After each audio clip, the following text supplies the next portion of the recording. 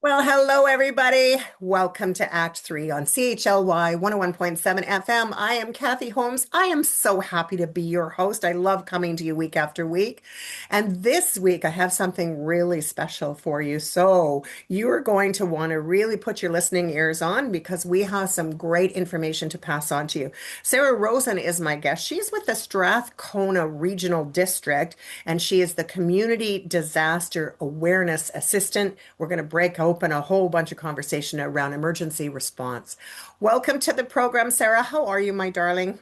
I am doing well. I'm so happy to be back working with you. It's always great. It's such a pleasure. And, last year, I'm going to start us off with a little of this. Last year, the two of us were working in different areas, but nonetheless, we're working on the Mount Wesley and Mount Underwood fire, which Hmm. kind of prompted the conversation for today because, summertime is now becoming fire season. And Yeah. people have gone through a lot of, natural disasters in the last little while between atmospheric rivers and floods and, all kinds of crazy things that have happened this winter. Why do you do what you do? Mm. Yeah. Well, I mean, there's so many ways to answer that question. I guess I'll give you a little bit of my background because I've had a bit of an unconventional path to arriving here. Not that I think there is a conventional path. I think a lot of people arrive in emergency services from very different backgrounds because it's a Yeah, very interdisciplinary field. absolutely. But I used to work as a sea kayak expedition guide, so I would take people out into the wilderness for days on end. Oh my goodness. And I also used to work in ocean science research.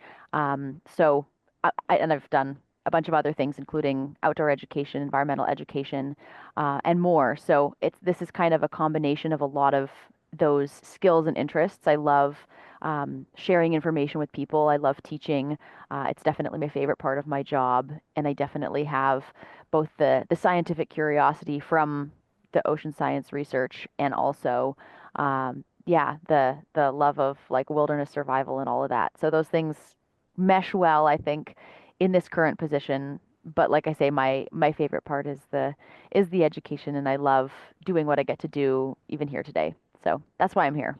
Well, I'm so excited about that because, like you, I adore education and the opportunity to teach people stuff is really, it sits well in my heart, and especially Mm. about these kinds of things because, I'm for all of our listeners who have known me well for a number of years now. Once in a while, I bring up my family. My family's in Fort McMurray, and they experience severe and chronic wildfires, what Yeah. appears to be year after year after year.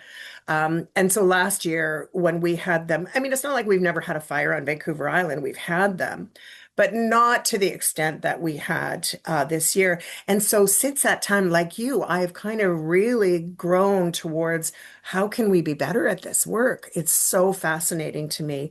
And to match that with wilderness work, oh my gosh. I mean, Sarah, that is absolutely incredible. And so my curiosity is when you came into this field, was it because of an event or a disaster, or was it really just a natural flow of being in the rough for such a long time in your career? Mm. Yeah, that's a good question. I got into this work because I really fell in love with the Fire Smart program. Ah, I had yes. come back from traveling and living abroad. I was looking for new kind of work to do that would draw on my existing work, and I stumbled upon Fire Smart, which I can talk a little bit more about. Yes, please. Yeah, And I should say, technically, that's the one part of emergency preparedness that I'm not allowed to talk about. My job is everything but wildfire, but I gotcha. I will sneak in a little bit today.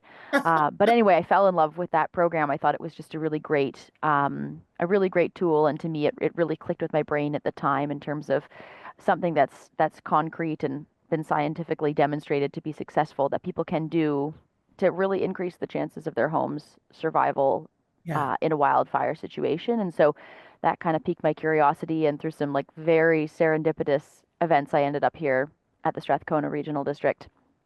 um, doing the job that I have now, which is everything but wildfire. So that's my big sadness. Well, that's okay though, because it's still the emergency preparedness is really a huge topic. Fire is only one of many different emergencies that one might experience in their lifetime, right? And so, so when we think about the the the educational component of the work that you do, what are some of the key things that you want to ensure that people understand about emergency response? Yeah, yeah. So when I was first starting my position, I learned from a previous coworker something that really changed how I think about emergencies in general. And she said, we talk about fire, we talk about flooding, we talk about tsunamis, but really there are only two main kinds of emergencies or disasters. Okay, Emergencies where you need to stay put and right. emergencies where you need to leave. And so if you want to get really nerdy and learn about all the specifics of all the disasters, power to you. But for most people who are overwhelmed and who are busy and who find thinking about this kind of thing really overwhelming, which is most people, Yeah, it's been helpful for me to think about those two categories. And all you need to do is prepare to be in one place for a long period of time, potentially cut off from yeah, the services that you're used to, whether that's being able to go to a grocery store, drive to work, whatever, or being prepared to leave fast with you and everybody in your household that you're responsible for. yeah. So from that, I came up with three questions that I often use to guide people when I'm giving presentations, which are, should I stay? Should I go? And how do I know? And if you Right. remember nothing else from this presentation, that would be my hope that folks would think through those things and think, okay, well, if am I prepared to stay in place? We also call that sheltering in place. Should I stay? Should I go? Am I prepared to evacuate on short notice? And how do I know that's receiving official emergency information where you're going to actually get told, you need to leave. Here's where you go. Here's what else you need to know about that. Yeah. Years ago, I had Karen Fry, who was an emergency fire chief here in Nanaimo, on the program. And she also reminded me that when you think you have to go, think about how many other people are leaving with you. Like there is, your Mm-hmm. neighborhood is leaving. And so, emergent response and emergency response really need to rely on people being prepared for more than just a couple of days, right? Mm-hmm. So when people are making that decision of should I stay, what are some of the focal points on the stay component of it alone? Yeah. So a classic example of a should I stay situation, a shelter in place emergency would be the thing that everybody fears, Yeah, the big catastrophic earthquake. And a smaller example of a should I stay emergency is something that we probably don't even think of as an emergency because we all survive it so regularly, which would be a power outage. If right. the power is out, most of us have had the experience, I think, at this point of sheltering in place at home. Maybe you pull out the camp stove, maybe you get the barbecue going, you light some candles. If you're like me, you grew up filling the bathtub with water so you could flush your toilets. Yes, yes, So I like to bring that up because I think it reminds people, oh, okay, they wouldn't have thought of that as a disaster because most of us are prepared for that. So that's a bit of a spectrum, right? yeah, The yeah, power outage to major earthquake, but in every situation, I think of it really like a camping trip. You're going to do a family camping trip. It's either going to be in your house or in your yard. If yes, there's been a really major earthquake, it's not safe to go back into your house after you've left it unless it's been deemed safe by somebody with, an engineering background or trained in something called rapid damage assessment.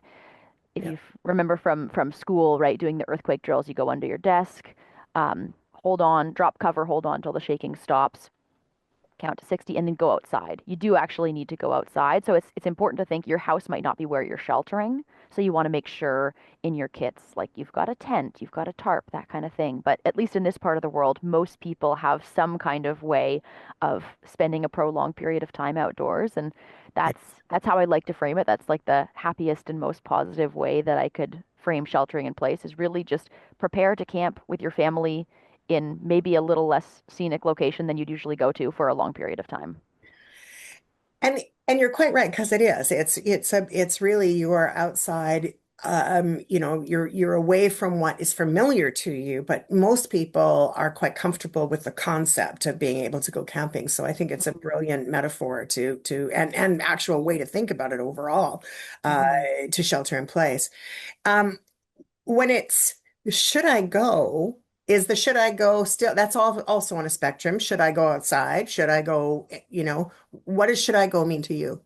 Yeah. Yeah. So in that category, the things we talk about most are wildfire and Yeah, tsunami. Other examples could be flooding or landslides, anything where conditions might change fast and make an area that was safe no longer safe.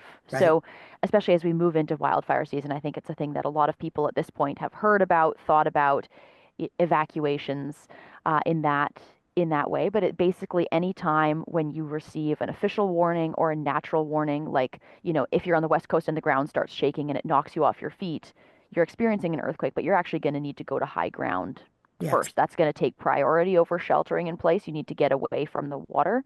So the key with evacuations is really to have a plan and to know what you need, have it already prepared, if at all possible, because we hear so many stories, like with the Fort McMurray fires.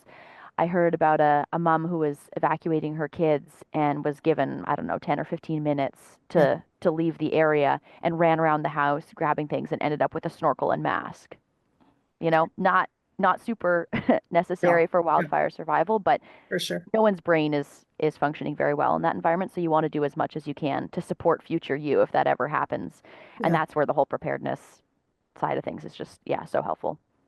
So I'm going to go back to the should I stay and should I go define because the should I Hmm. stay part is usually something smaller, right? Even if you do have to go outside and camp in place or Hmm. camp nearby, you're maybe outside of your home, that you're still theoretically staying within your community or within your area, correct? And Hmm. then should I go is much more of an evacuation notice. And I want to be really clear because there's evacuation alert and evacuation notice. They are two separate things, right? Hmm.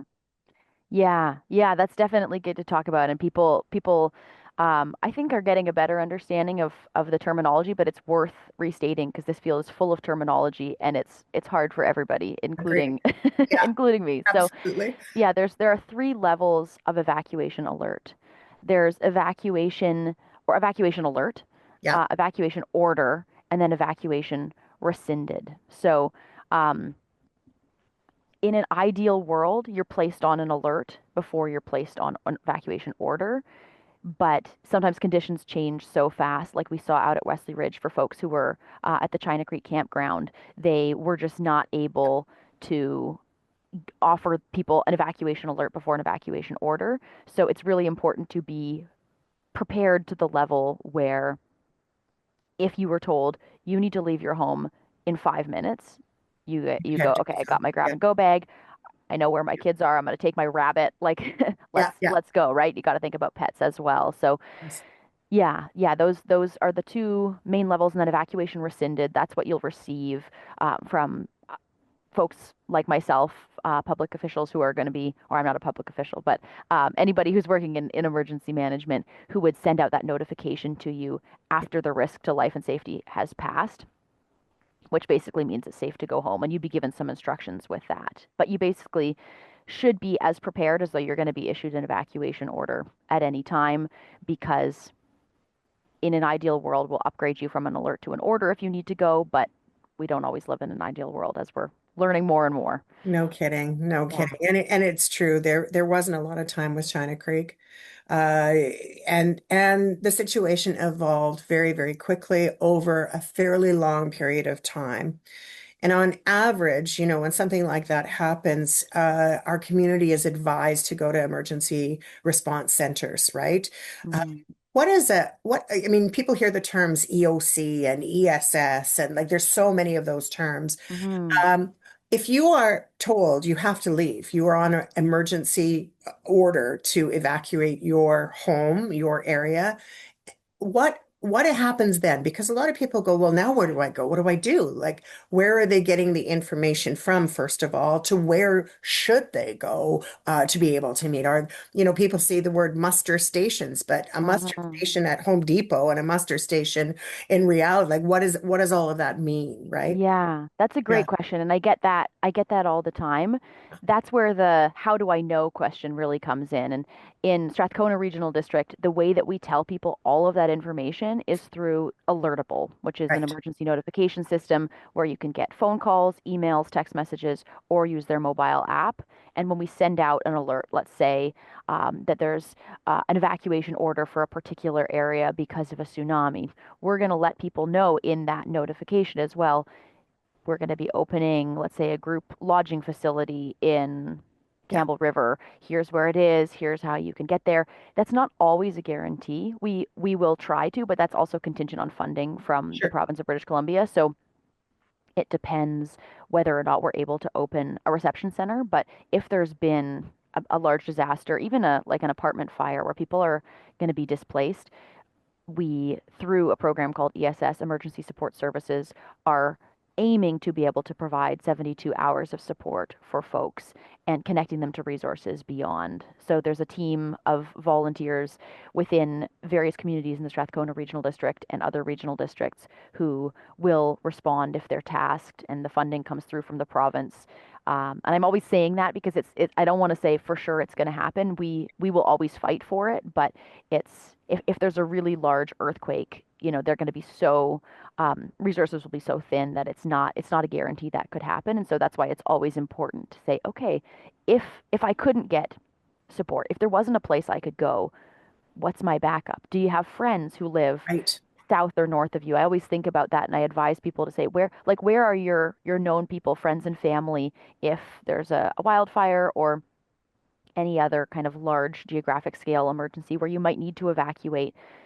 Do you have people that you know in Victoria where you could just go stay with them? You don't need to wait till you're told, that you absolutely have to leave and you could go to this hotel in this location. If you have other options, you can go. The one thing I'll say is if you do evacuate before you are put on evacuation order, then sometimes you're not eligible to receive that 72 hours of funding and support. So your call. But if it's going to make you more comfortable, let's say you're on vacation anyway, you want to go back home, like you know Yeah.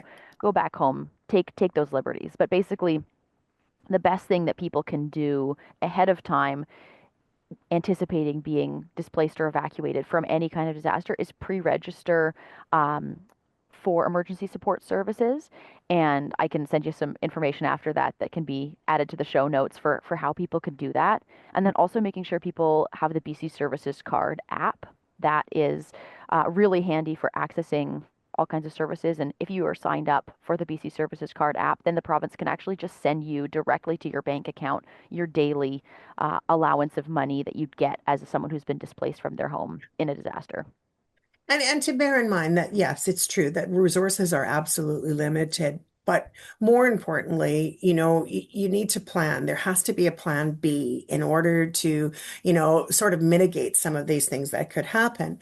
There are pre-made emergency kits that are available. There's lots of fantastic resources that are available, not only with the Strathcona Regional District, but with all of the regional districts that you can get some key pieces of what you should have in the event of an emergency, and especially where you have to be evacuated.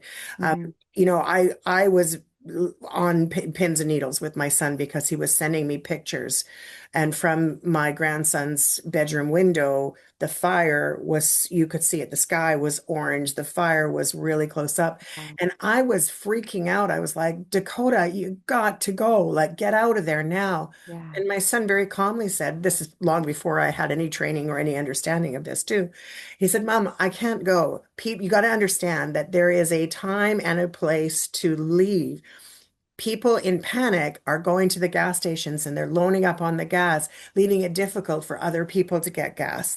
People are hoarding, they're grabbing everything that they need in order to go and sort of, deal with an emergency. And so what that does is it bottlenecks up supports that could be available. And so, and so really to listen to our authorities when they tell us that it's time, have your plan B, but be prepared in a way so that you're not panicking and you're not, grabbing everything that you can so that you're not actually sharing with people that need it far more than you do in that moment. Does that make sense? yeah, You know, yeah, totally. Well, and you know what I would say too?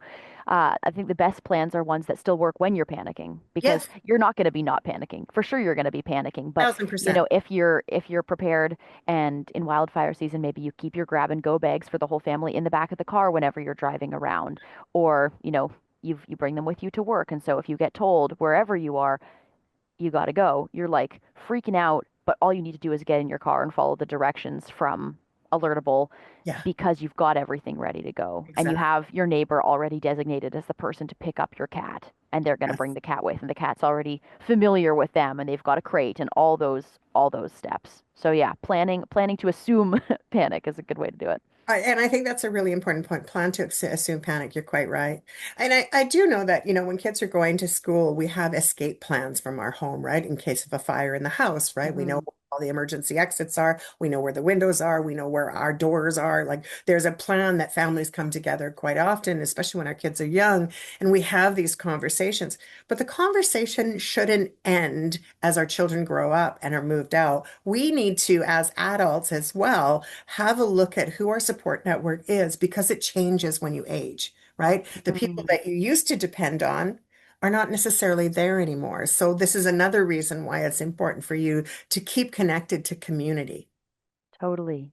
you Totally. know? That's a huge part and there's research that's showing what we all probably like know in our hearts to be true anyway, which is that being connected to community is going to make us all more resilient and that can sound like a nice aspirational sort of ideal, but really like if you're cut off from services in your neighborhood, it's really worth knowing who used to be a doctor and who's great at first aid and who is or was an engineer and could come and say, actually, this part of your house is safe to go into. You can shelter in place here. And somebody who's, great with pets and someone who's a counselor. And like it's really good to know what the skill sets are and to build those connections early and often. Like I mentioned with someone who can be the designated cat pickup person if you are a pet owner, right? Having some of those conversations and, asking for the help that you need, getting Yes. comfortable with that. That's a skill we can all work on. And then also offering the help that you can, thinking, okay, what can I offer? Even if you offer something that, wouldn't usually click in your mind as like, oh, this is my emergency survival skill. Like, you run a farm or something. Maybe you're going to be offering some food and produce to people if no one else in the community had stocked up enough for the duration of the emergency you're experiencing, right? Not your responsibility, but you may feel moved to do that anyway. So, yeah, forming those connections, that's that has been shown time and time again to really be a big predictor of community resilience and survival. And to know as well, that there are some things that we can always do to keep ourselves safe, right? To ensure that we are not a burden to other people, right? Make sure that we know what our plans are. Make sure that we have a list of our medications. If we need our medications, make sure that we have a good supply of water somewhere around where you can, on your property. So there's always water available. Things that would be more that you wouldn't necessarily a couple of dollars, stash somewhere so that that there's some fluidity and money available, especially if the electrical, everything we do now is also related on being online. And without electricity, you can't get anything anywhere. So you have to, Yeah. consider these other options in the event of an emergency. And, on Vancouver Island for so long, we have been expecting this earthquake, right? I mean, I remember, and I'm not a young gal any longer. I'm not an old gal either, but I'm just, but as the crow flies, as they say.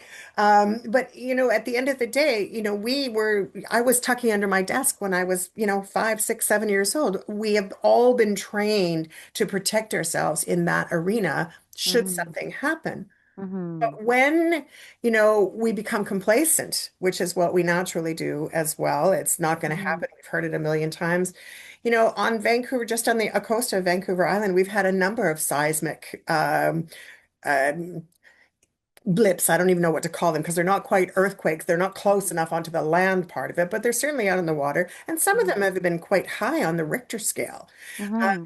Is there any part of your work that you see where there's not to scare anyone, of course, either, but is there a trend? Is there more seismic activity happening now than we've seen in a while? Hmm.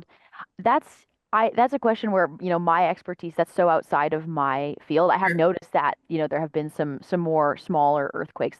They are all, I think, all called earthquakes, regardless of the size Yeah. in than I remember experiencing in the last couple of years. I did look into that out of curiosity to say, okay, is this a lead up to something big? Yeah, And it sounds like no. It sounds yeah, like, that could happen at any time. If sure. anybody's interested in that, there's lots of people who are uh, definitely experts in that field. I am totally speaking I'm with from you. I'm not either. speculation and my own kind of late night internet searching here. So, Yeah, yeah, um, yeah, but definitely, I mean, from the perspective of my work in education, it's a weird thing to say, but that's like the best thing that can happen is just enough to get people thinking and not enough to hurt or really, exactly. really scare anybody. And I think it would be similar with the tsunami advisory that we had for the West Coast last summer. And a lot of folks, in so many different parts of my life, everything from like my hairdresser to some kayak guides I used to work with, saying, yeah, like, we just like drove home from our camping trip or we climbed a tree and like,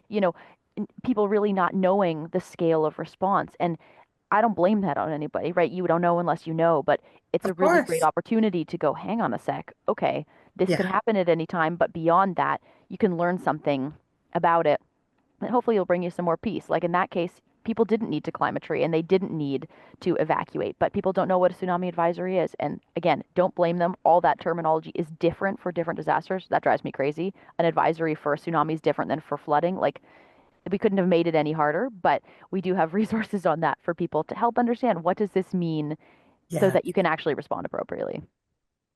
We're just going to take a little bit of time to do a station identification, and I still have so many more questions for you. So hang tight because I'm coming back. If you just tuned in to Act 3 on CHLY 101.7 FM, thank you for doing so. We are always delighted to bring you a show weekly every Monday at 1 o'clock right here on beautiful Nanaimo and CHLY 101.7 FM. So here's the deal. There's a bunch of things that are happening within community. So I do invite you to stay connected wherever you can. I would like to shout out that the volunteer Nanaimo is still in need of some support. We are hosting a Red Heart breakfast on April 29th. It's at 8:30 in the morning until 10:30. You can find anything. All you have to do is type in Red Heart breakfast on your Google search engine, and you'll find the details for that event. The idea is to raise money so that Volunteer Nanaimo doesn't close its doors. The good news about that is we're all coming together as we always do, whether it's a emergency like we're talking about today, or whether the community needs some support in one of our agencies. So if you find you can go out to the event, grand. If not, go to Volunteer Nanaimo and donate if you are so inclined to do so. The other things that are happening, Glitter 2026, September the 12th, hold your calendars, mark your calendars, the social event of the season. I cannot wait to attend. There is going to be Cirque du Soleil style, fabulous fashion, incredible music, 2 hours worth of entertainment at Vancouver Island Convention Center. So that's September the 12th. Doors open at 6:30. Tickets are available May 1st. You are going to have a blast. You have to go. We're hoping for 700 people, and half of it is already sold in pre-sale. So do keep that in mind. It's Glitter 2026.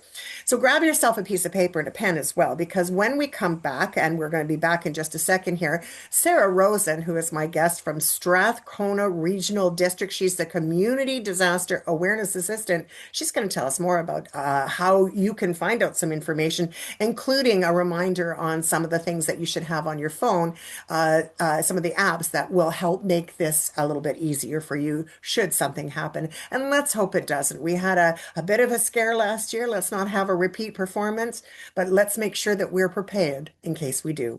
So once again, I'm Kathy Holmes, happy to be your host. If you have loved this show, which I hope you do, you can watch our episodes on YouTube through Act 3 Media Productions and watch us on Rogers Television. Our latest show is about to drop. My guest, Sarah Rosen, is one of our show participants, and she is amazing. I just got to say that. Welcome back to the program, Sarah. Thanks for being here. So informative. Your information really makes a difference. I think that a lot of people, when we think about a disaster or we think of an emergency event, there is a little nervousness there. There's a little terror there, especially for older adults and for younger people as well. That sort of, I kind of wonder whether or not in our middle ages we're busy looking out for other people, that we're not necessarily paying attention to what it is that we need to look after for ourselves. So this is actually a call to action for everybody, all ages, to really pay attention to, what would I need in the event of an emergency? And so, as part of your training, can you give us a couple of tips as to what people should have in a grab and go? Absolutely. Yeah. So for anybody, I guess, who's tuning in halfway through, we talked about three questions that I've come up with that I like to use in my presentations to help people hopefully break down scary topics into something that feels more manageable. And that's, should I stay? Should I go? How do I know? And with that, the assumption underlying is there's only really two kinds of emergencies you're ever going to face. One's where you need to stay put, and one's where you need to go fast. So Kathy's question about the grab and go bags, that's for when you need to evacuate. And the good news is that what you need in your home emergency kit, also called an earthquake kit, is kind of the same as what you need in a grab and go bag, just in different quantities. A home emergency Right? kit should be able to shelter you and everybody in your household that you're responsible for now they're saying at least 7 days, Yeah. at least 7 days, and I can talk more about that. But in a grab and go bag, you want to think about like in what situations you would be grabbing the bag and going. And the first part is you need to be able to grab the bag. It should be something that you can carry. So either a backpack or a wheelie suitcase or a bag you can hang over your wheelchair or walker. If it's for kids, they should have their own bag as well, ideally something that they can carry. And then you'll want to have a lot of the basic supplies that you need to survive for a couple days until you would get to some safer place, whether that's a relative's house or a reception center. It's worth thinking about if you're on the west coast of Vancouver Island, for example, and there's a tsunami and you're evacuating to high ground wherever you can. You might not be moving to a place where there are more supplies, so you'll want to think about where do you live, where do you spend the most time. But in general, you want the basics, some water, some food, a way to stay warm, so seasonal clothing. You'll want to have a way to communicate. So whether that's like a hand crank radio, phone with charger. I like a solar charger, in case you lose power, which we often do in disasters. You'll want to Hmm. have copies of your important documents and hopefully a copy of your emergency plan as well. I can talk more about that if you want to Yeah. dive in there. And yeah, cash in small bills. People you know, usually don't have a lot of cash on hand these days for understandable reasons. Yeah. And if you're keen, I have a story actually about cash in an emergency. Shall I tell that? Because I Yes, think please, I learned please a do. lot. I learned a lot. Yes, I was absolutely. traveling with my partner in Catalonia, which is a region in the northeast of Spain, a couple of years ago. Actually, well, this time last year, and we were going to see a friend of ours who lives in the city, and we flew in, and within like an hour of flying in, the power went out. But it turns out the power didn't just go out in the city. First it was like in the house, then in the city, and then we were getting reports. Oh, it's out in the neighboring cities. Oh, it's out in all of Spain. Oh my God, it's in all of Spain, Portugal, and half of France all of a sudden. Wow. And we were hearing rumors of like cyber attack from Russia and like all this stuff. And we couldn't get any information because all the cell networks were down, like phones weren't working. And it was so lucky that we had arrived and been able to stay with a friend who had, food in the fridge because we didn't bring cash. We only had our cards and no card machines were working. And, pumps for gas were not working. So people couldn't really drive far. Buses weren't running. People were stuck in trains. We had a vehicle, but it was in one of those electric door garages, so we couldn't get it out. Oh my Um, goodness. so like really had no idea what was happening. And the folks, our friends were great and really warm and like you could stay with us, like no problem. We had planned to go do some walking, but couldn't get out to where we were going. Yeah. So they took care of us. And we were trying to get more information the whole time, couldn't communicate with our families. But what we did find, and this is what I tell people now going forward, is that the one thing that we did have to get information was a car radio because that still worked. So, other than the risk of idling a car in a garage for a long Of time, which course. carbon monoxide poisoning Sure, risk. We sure. didn't do it for a lot, but could go down there, turn the car on, listen to a cycle of the news, hear what was happening, turn it back off, and then come and check in there. Because if you don't have any other kind of radio, a lot of people don't these days. If you've got a car, it's got a radio. So we learned that, and to carry cash was a crazy experience. But that's Yeah. a really important point because it's true. Everything shuts itself down when there is no electricity, and we've become so reliant on electricity. Hmm. So reliant on networks and banking and things like that that it's hard to imagine to be completely powerless and shut down. And I think that that's, in some small way where panic starts to really set in is suddenly we feel this incapacity to be able to do anything and we freeze, right? Yeah. And so I think that, that's a really, really great point to be able to go to your car. And over the years, I've grown really interested in some of the ways that people accommodate and deal with a tragedy. And some of the things that I've heard recently were, for cars, for example, in water. I was Hmm. watching a YouTube show at some point, and the person in the vehicle had gone under the water and wasn't able to was trying to find a way to get out. And they had a pointed part of their key.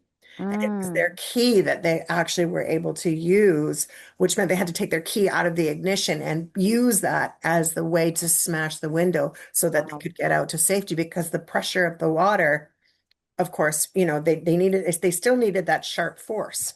Hmm. And just to me, it's fascinating how people, we don't really think of an emergency until we're in the middle of it, right? And so Hmm. these pre-measures of having conversations like we are today, watching a few YouTube shows, like figuring things out, getting to understand some of those basics, could actually save your life. So I think it's really important that we share as much of these pieces of information as we can. Totally, totally. Well, and so often, people haven't thought these things through, and that's by no fault of anybody's, No, of course not. right? But I would encourage people, set aside a period of time. And I'm always saying, like, you can get way more prepared than you think in like 3 hours. So Yeah, if you for take, sure. a Saturday afternoon and you get yourself some nice food and you sit in the sun, we're having some sun now, which is really awesome, and like sit with your loved ones, the people you live with, and just talk through some stuff. Say, hey, if Yeah, this happens, where do we want to go? What do we want to do with the dog? Like, what about the kids? Who's going to pick them up from school? And just think through some of those steps. I think a lot of us have spent time thinking, like, what if I won the lottery? What would I do then? And it's not nearly as exciting as that, but just going through those kind of what if scenarios of what if I guess I didn't win the lottery is how you could describe this. But where am I going to go? What are the things that are important to me? And yeah. that's one thing I want to say for anybody building a home emergency kit, or um, even with the grab and go bag, like, there's been a lot of research too to show that anything that gets you just out of survival mode, even that little bit, is going to totally increase your chances of feeling really well after an event. And so we've been told, like, bring only the basics. But really, if you have like a favorite candy bar in the whole world, or your Put child it in the can't sleep bag. without Yeah.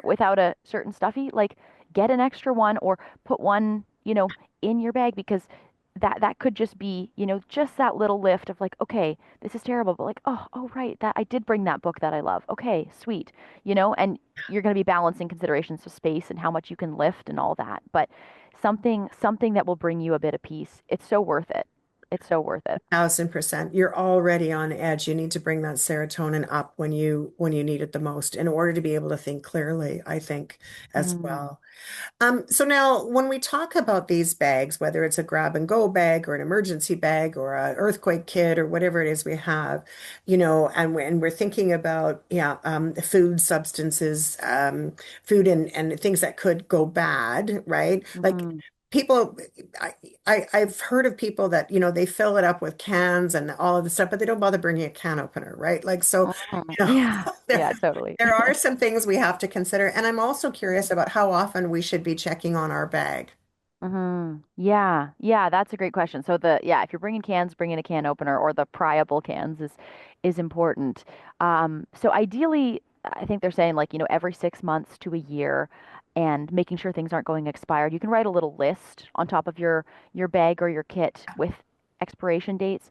But I heard a great piece of advice from a woman named Willow Bloomquist, who is with the Dashwood Fire Department and helped a lot with the Wesley Ridge Fire. I thought this was great because a lot of us, especially in this time in the world, can't afford to have like, enough food to feed our family for a week Yeah, stored somewhere separate that we never use. of So course.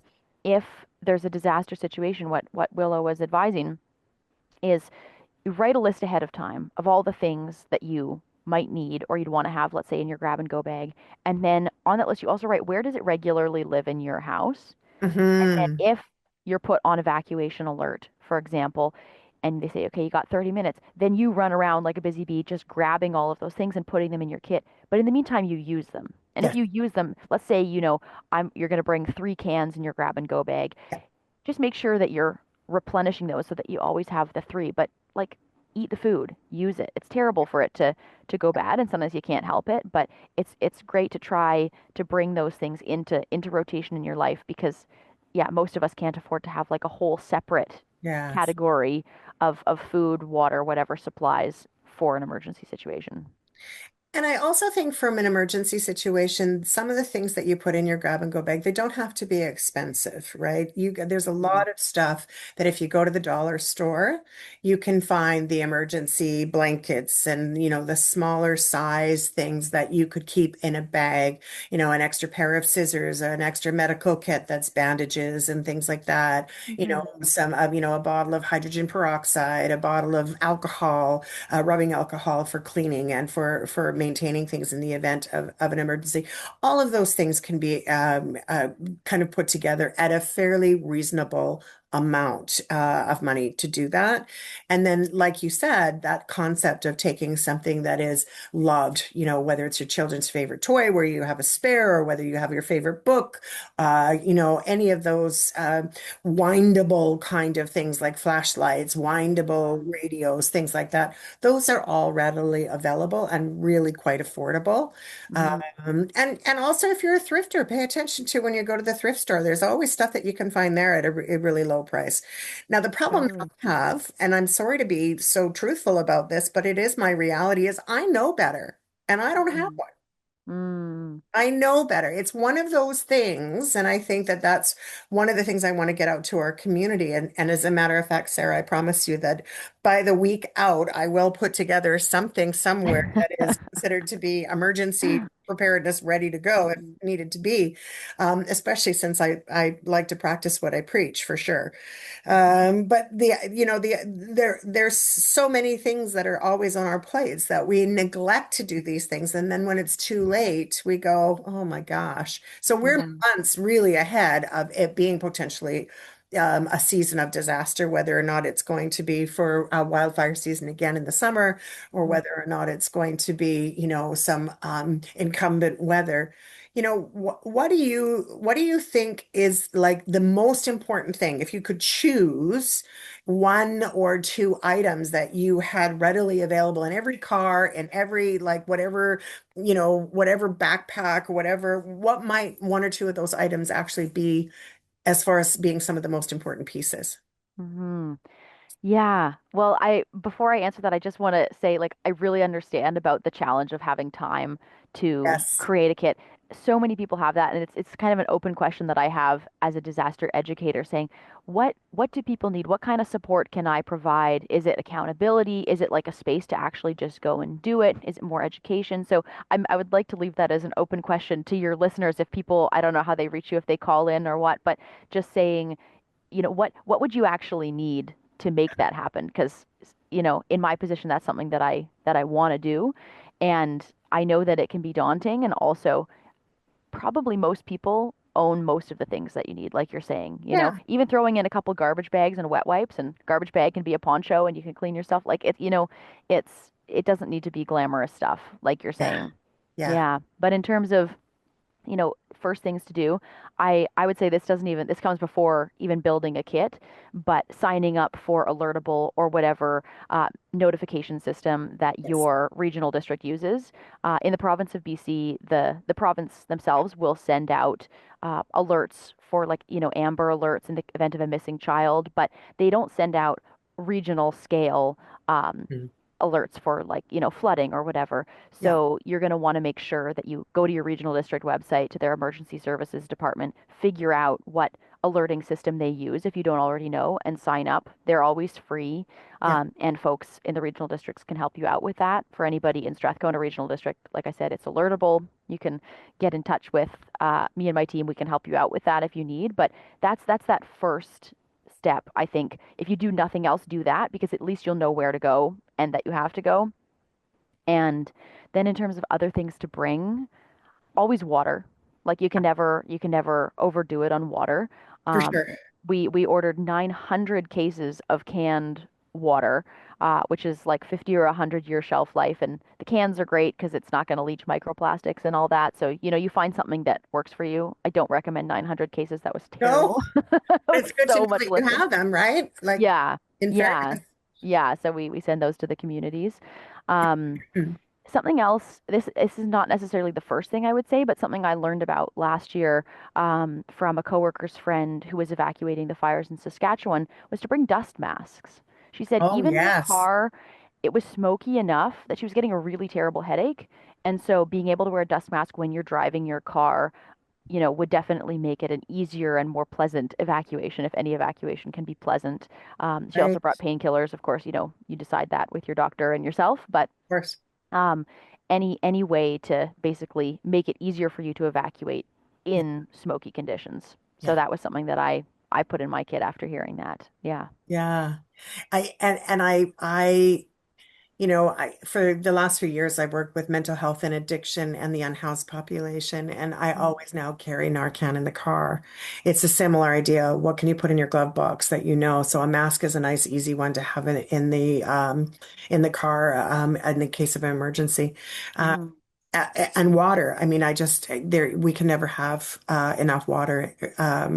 That is the one thing that if we're dehydrated, uh, our survival rate is much shorter. We can go Mhm. without food, we can go without other things, but water is the Mhm. one thing we can't. Yeah. You and I have been talking a lot about, things that people can do from an educational perspective, and they can go on to the Strathcona website and certainly on Vancouver Island, any of the regional districts that we have, Victoria and Nanaimo, any of the major centers. But there are people that always want to help. What would you Mhm. recommend for people to have a basic understanding of what help could look like? Is there a training program that would be just great for people? And if so, what might that look like for the Strathcona region and for the island? How could Yeah. people best help? Yeah. I love that question. And I'm going to say something really unglamorous first, and then I'll answer it. The first thing you can do to help is to be really prepared yourself. Yes. If you are a person who is signed up for alerts and you've got your kits, then you can be a leader in your community, even without any kind of official role, helping people evacuate. If you've got a big vehicle and it's just you know, plan to be someone who's helping people carpool, right? Or someone who volunteers to take people's pets. So that's not as fun in some ways as going and doing something that's focused on other people directly. You got to focus on yourself a bit first, but that is always the thing I would say is the first thing to do is prepare yourself. That said, at least within the Strathcona Regional District, we have a number of different volunteering opportunities, and within those, there's training that's offered. So we have ESS, so that's Emergency Support Services, and that's a way for people to volunteer to come and support, let's say, a family who is displaced from their home after a house fire or something like that, or for larger scale events where we set up a reception center. They're trained in that, and so that's a great way to get involved. And we also have volunteering for anybody who's interested in radio communications. So the emergency communications team, that's a fun thing. You get to go and play with a lot of really what I think is very complicated and technical equipment. Some people find it really easy and cool and love it. So that's something that we have available as well. And then also volunteering with animals, a program called CDART, Disaster Animal Response. And so that's helping out with pets primarily, but I think they do some work training about how to work with livestock as well. Like maybe you have a hobby farm or a commercial farm and you want to know what to do with your animals in that situation. We've got a team or teams within different communities in the regional district that do that. So for anybody who's interested visiting the Strathcona Regional District website, we've got all the information there and you can get involved. And I know other regional districts have similar offerings. And one other thing that's not volunteering directly through us, but is more of a community-based initiative, is the what we call the NEP program. You can see tons of acronyms. It's really terrible. Neighborhood Emergency Preparedness Program, and that's something that people set up in their communities to be more resilient. And again, we've got more information about that. So lots of options, but yeah, get yourself prepared first. Absolutely. And I know we talked a little bit about Fire Smart and we weren't able to go into it in huge detail, but it is an important offering. Could we maybe just touch on it for a moment? Of course. Yeah. So that's definitely another strategy as you're coming up to wildfire season that you can take to increase the resilience of your home, the exterior of your home to wildfire. And so in Strathcona Regional District and in other regional districts, we have wildfire risk reduction coordinators who for free can come to your home and do a home assessment and take a look at factors around your home that could make it more or less susceptible to catching on fire. Yeah. And the biggest thing I will say that people, I find aren't so aware of. If you think about a wildfire affecting your home, you think maybe like big flame front encroaching, and that when you think about that, it's very disempowering. And you think, Of what is course. there that I can do? But typically, the way that wildfire spreads into community is through embers. So even if the flaming front never reaches even within kilometers of your home, the ember cast, it's like a snowstorm, right? So anywhere that snow would accumulate around your house, embers can too. And if there's ignitable materials in that area, it could catch fire. So Yes. there's lots of information on FireSmart BC and FireSmart Canada, with the different they call home ignition zones, the immediate zone around your house being the most important to take those steps, and then going out from there. But I find it like I said at the beginning of this interview, really cool, and there are some amazing studies and also even photos of areas that have burned with like total destruction around a home and the home totally intact Yes. because of fire smart measures. And that's actually the case at Wesley Ridge. Willow Bloomquist, who I mentioned, and others at Dashwood Fire Department were really big on education about fire smart in that area. And I don't think they lost a single home. They lost one shed, but Yeah. there's burning all around those homes. So it's pretty cool to see. It really is. And Dashwood was so incredible. Dashwood on Facebook is a wonderful, wonderful place to follow because they do keep you very up to date on what's happening in the region.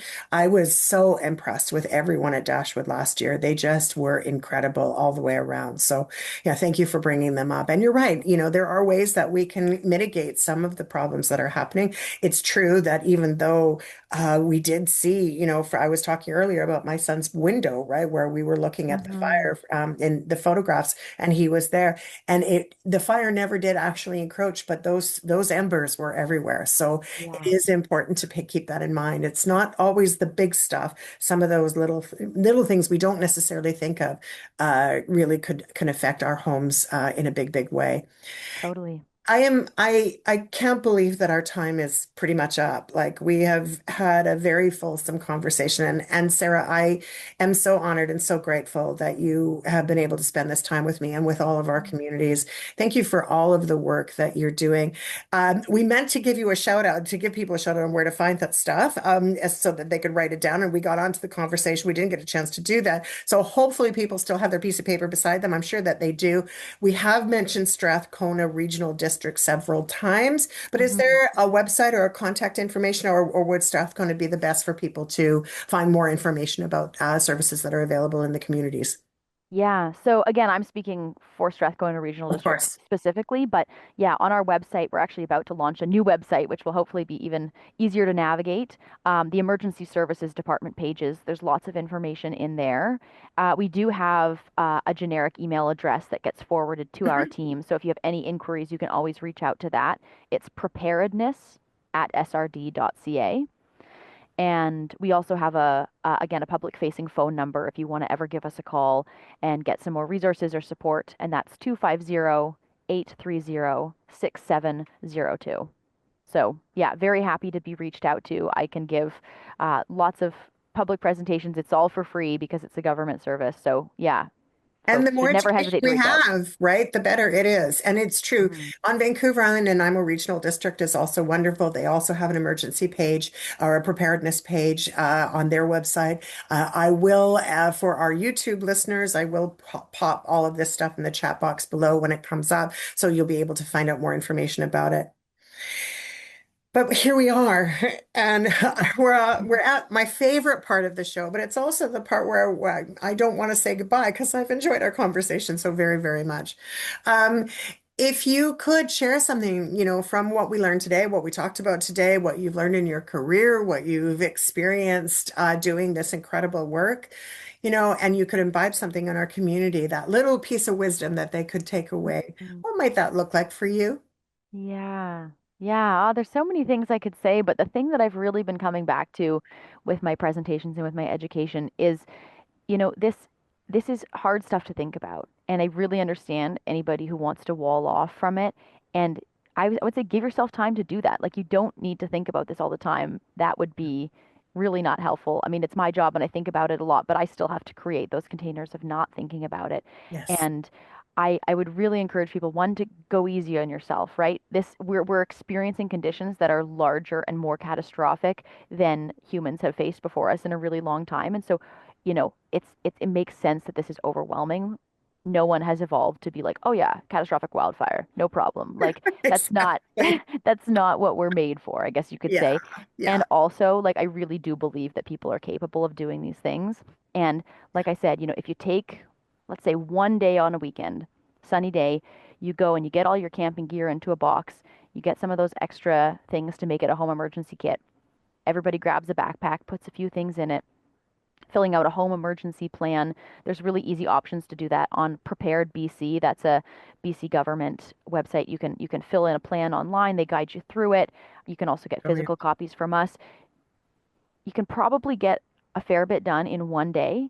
And Yeah. then you just check your kits every 6 months. You update your plan if your contact info changes, and then you go about your life. Like, really don't make this your everyday thing unless you absolutely love it, in which case, do come volunteer for us. But otherwise, like, you got Exactly. it.